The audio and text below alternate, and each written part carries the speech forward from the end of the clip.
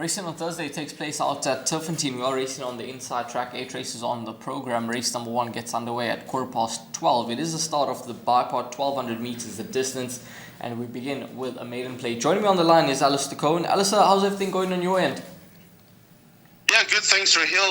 Obviously, the weekend ahead looks to be very tasty indeed, much like the previous weekend. So that will be taking full focus with 20 races across the cards on Saturday. But this Thursday at Turffontein looks a bit trappy. I think if you track it right, the exotics are going to pay very, very good money. So let's hope that we're on the right side of it. But yeah, all good on my end. And hopefully it's all good with all the viewers and with yourself as well, Rahil.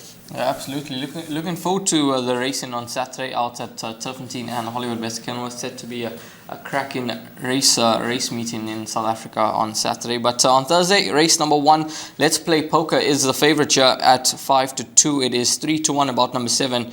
It's then Bus Stop in Hounslow at 9-2 along with Quagga Blitz, 6-1 Duchess of Seville, 10-1 and Better Bar those. Now, Alistair, race number 1, no Muzieni riding at the meeting. And that's certainly going to affect things in a way, I would think. But the first race on the program, what's your thoughts?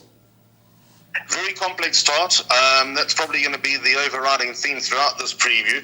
Very complex start. A few horses that look like they got winning chances. But what I'm going to do here is I'm going to take the Rondebosch form line on face value and say that that's going to be my line. Although it's not necessarily putting pieces of the puzzle together that fit perfectly. I've got numbers 1 and 7. Let's Play Poker and Dwight Eisenhower in my bipod, which is my suggested bet. But that's not necessarily the be-all and end-all of this race, because if you also have a look closely, Bus Stop and Hounslow, number 6, has beaten number 7, Dwight Eisenhower. And then we've got the dynamic of Quagga Blitz out of draw 1, who was just behind Let's Play Poker last time out. But I think I'll survive with the 2 horses. Not for one moment convinced that it's an absolute 2-horse race to win it. Let's Play Poker, I'd be a lot more confident out of draw 1. At the time of recording, we don't know who's riding Let's Play Poker, unfortunately, but the Aussies do have guys like Gavin Larena sitting in the jockey room, so I'd assume that he'd be odds on to ride Let's Play Poker. But anyway, at the time of recording, he's not. I think Rondebosch is above average. The word I've heard out of Sean Terry Quarters is that Rondebosch is a horse to keep an eye on.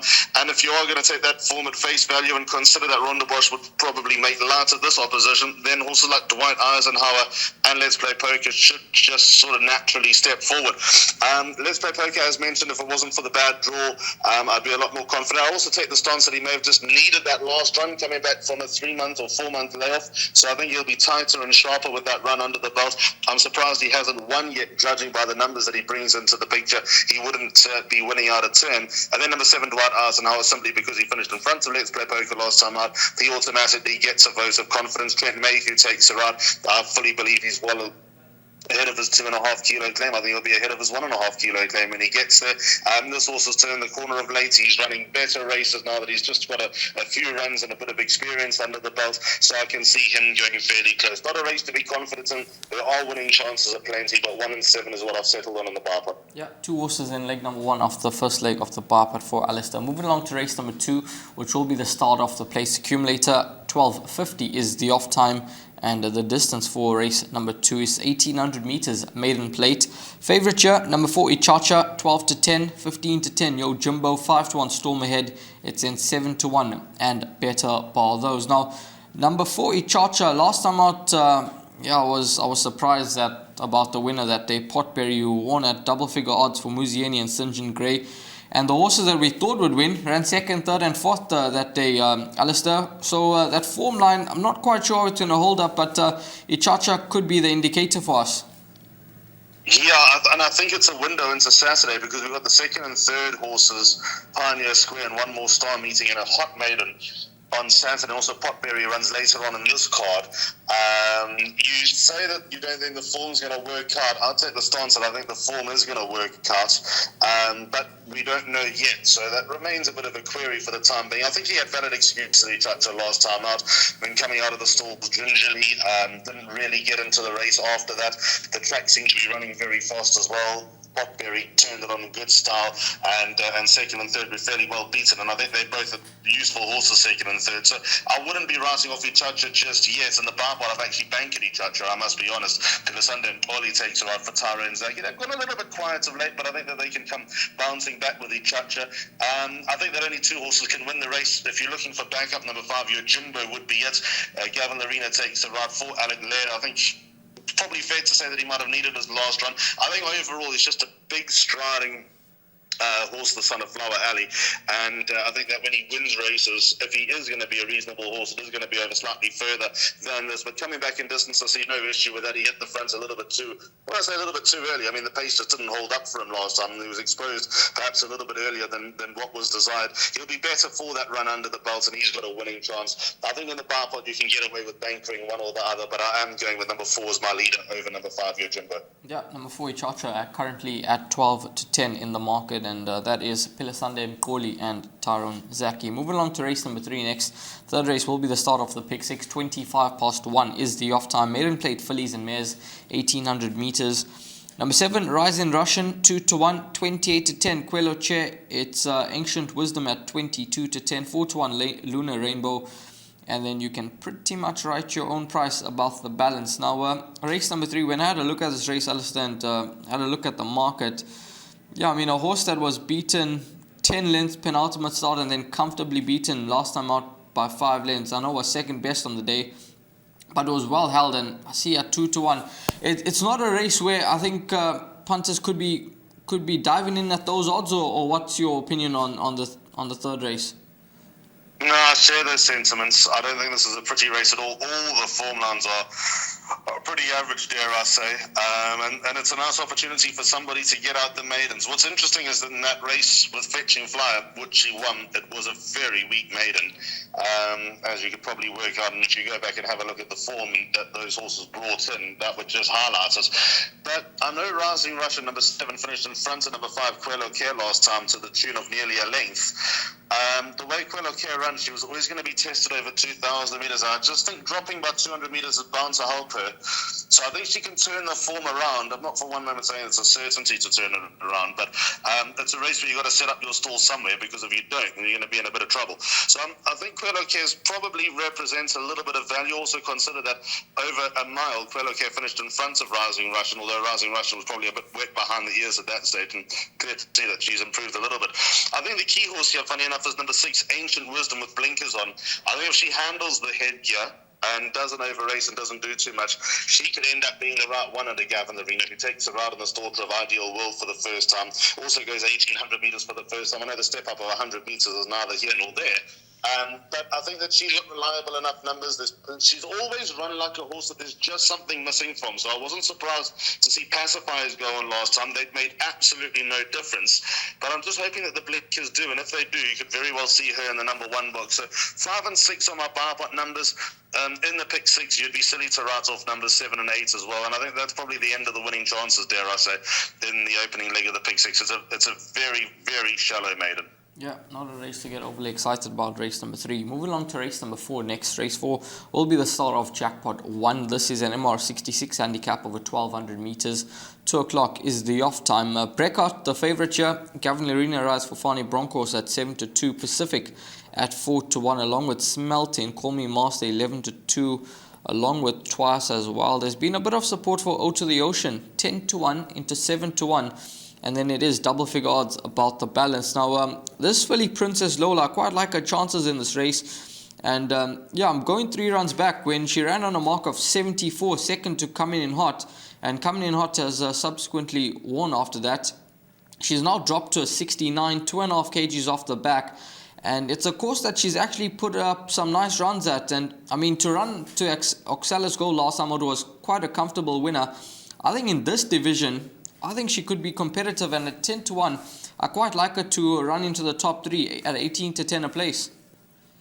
Not impossible. I wouldn't put you off for it. I've left her out of the buy pot, but with that said, I can definitely see your logic. I think the 2.5 kilo claim on the back of a rating drop could be key. I mean, she did obviously run off this mark of a 69 in second to JJ's Eagle. It won't be easy with a bit of weight, giving weight away to some male opposition, but again, it's an MR66 handicap, so that's got to be taken into consideration. Also bearing in mind that Princess Lola's always had a little bit of hype. When I say a little bit of hype, I remember being at Turffontein when she started off her career, and there was always expectations that she would be okay. She's probably underachieved a little bit. So, yeah, your logic makes sense. I wouldn't put anyone off. She goes into the pick 6 in the jackpot as a result. My numbers in the buy pot are 5, 8, and 9. Very difficult to make any logical explanation here, but I'm using the Basingstoke form at face value. Smelting, last time out, finished a length behind Basingstoke. Penultimate start, she obviously won by a short head, beating Tibetan Voyage when I tipped her on the show.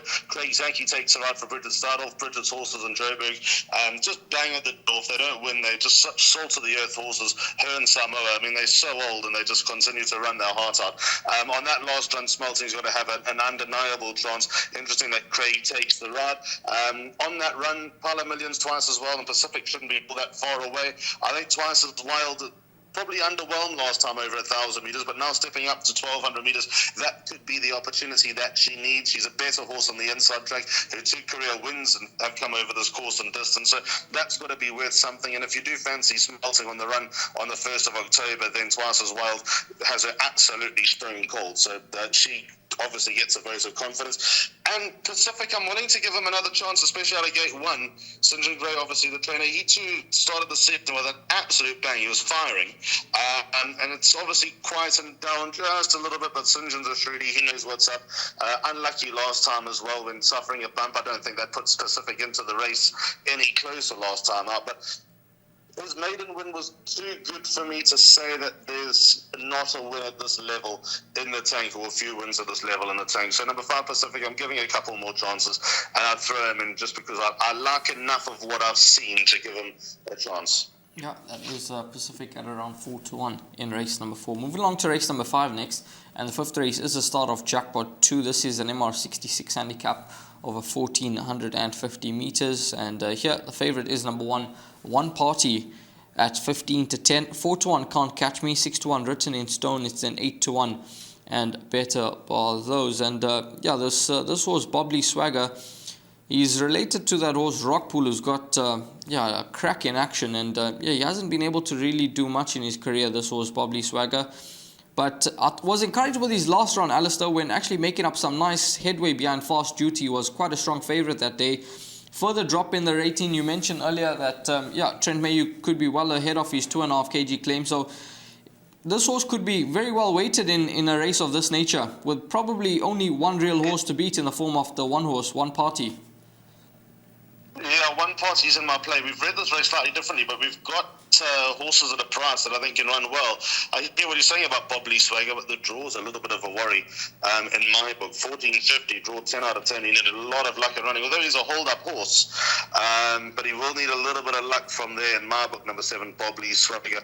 He totally lost the pace in Mabaka, but Craig Major's done a good job getting him back on track.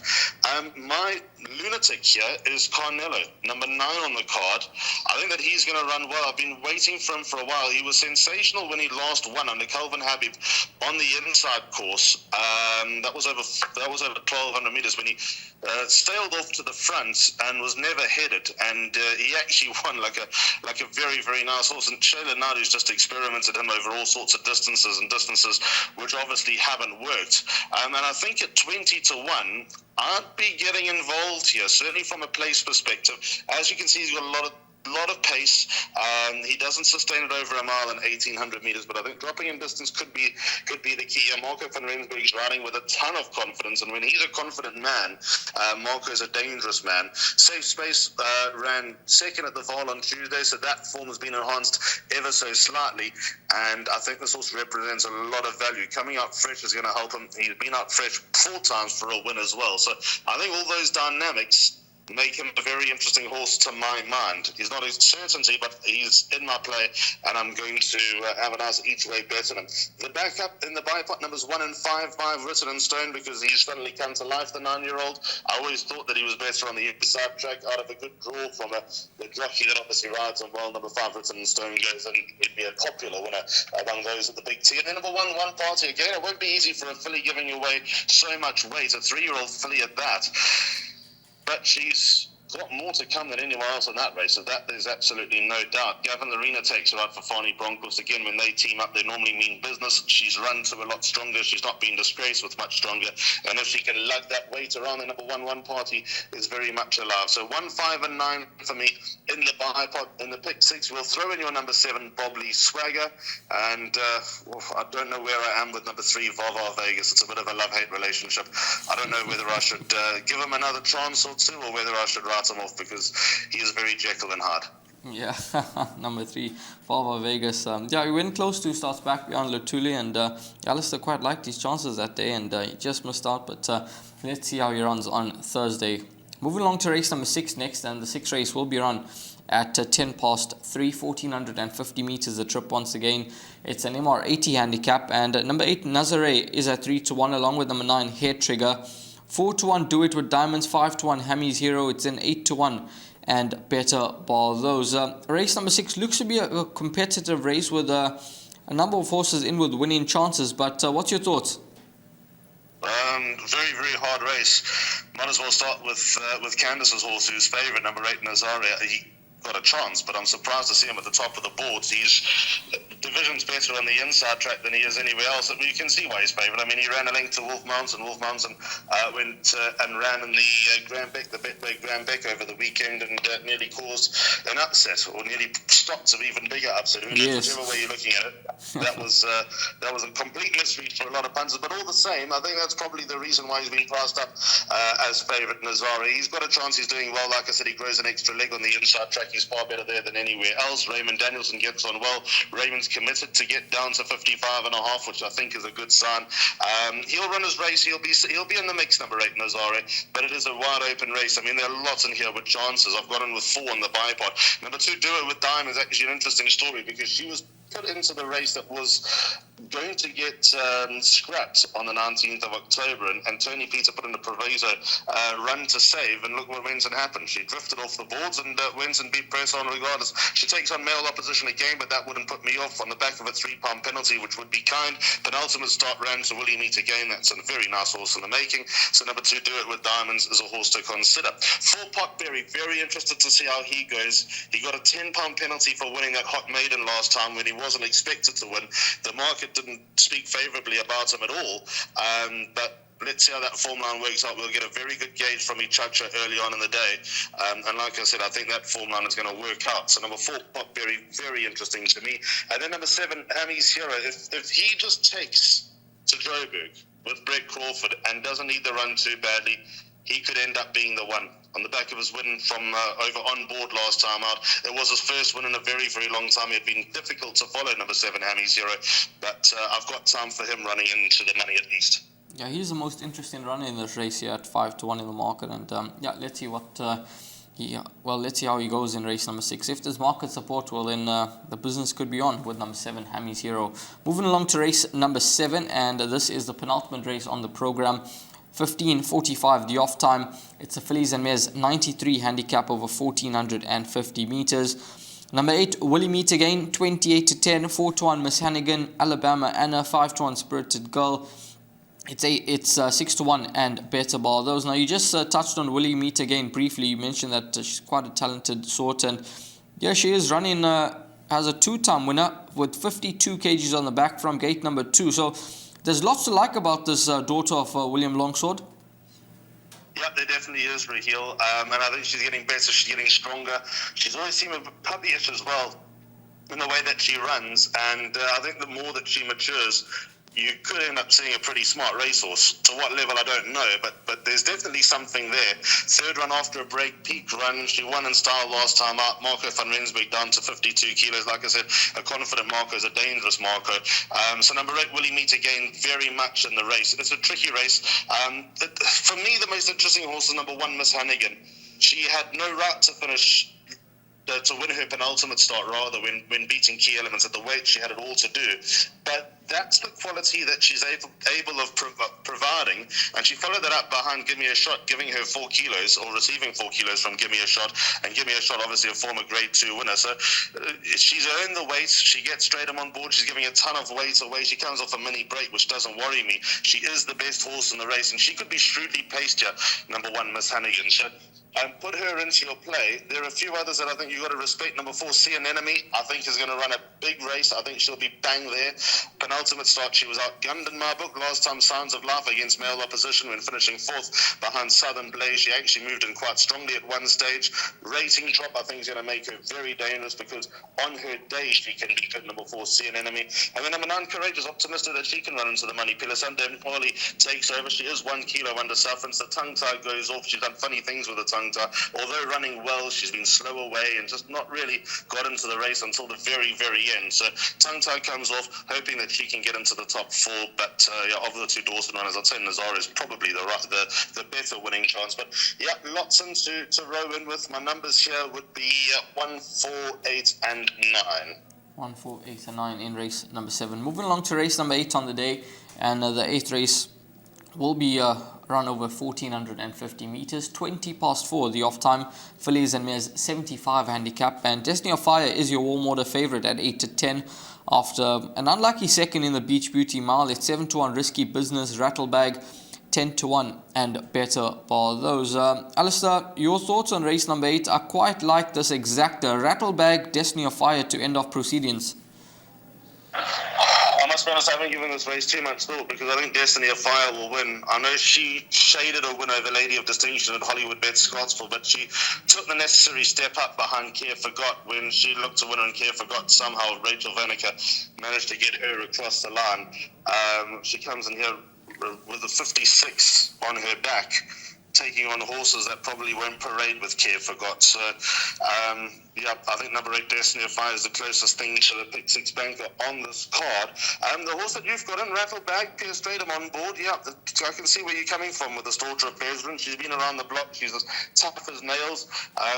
She's got to have some sort of say out of a good draw on the back of a better run last time out. But all in all, I can't see Destiny of Fire getting beaten. I think that this distance-wise right now is probably her happy place as well. Cabello takes her out for Mike de Kock. Mike de Kock's definitely turned the key in the ignition of late. And number 8, Destiny of Fire, for me, a very, very hard horse to beat. Yeah, 8 to 10 the price about Destiny of Fire and a potential banker in the final leg of that pick 6. Moving along to the suggested bet now, and Alistair will take us through suggested bet, a buy pot, which begins in race number 1. Alistair, take it away. And the first race runs at 12:15, so I've gone 1 and 7 in the first leg. Let's Play Poker and Dwight Eisenhower by banker number 4, Ichacha, by numbers 5 and 6, Quelloke and Ancient Wisdom. Then opened up a little bit in the final 3 legs of the buy pot. 5 Pacific, 8 Twice as well, the 9 Smelting by number 1, One Party, 5 Written in Stone, and my each way play on the day, number 9 Carnello. In fact, what I am going to do is I'm going to take a win on race 2, number 4, Ichacha, place race 5, number 9 Carnello, and then on to a win in race 8, number 8, Destiny of Fire. That's probably the way to make money. But the final leg of the buy pot going on with 4 horses, 2 Do It with Diamonds, 4 Potberry, 7 Hammy's Hero, and 8 Nazare. Just work that out quickly. 17 to 1 with Hollywoodbets for that treble. Ichacha win, Carnello top 3 place, Destiny of Fire win. That's a good treble on the day, Alistair. Let's go. Let's make it happen. That was very, very quick, by the way, that you got that in a matter of 5 seconds. Well played. Yeah, 17 to 1 the price about that treble, and let's see how it all unfolds on Thursday out at Turffontein. Hopefully, you manage to find yourself in the winner's queue.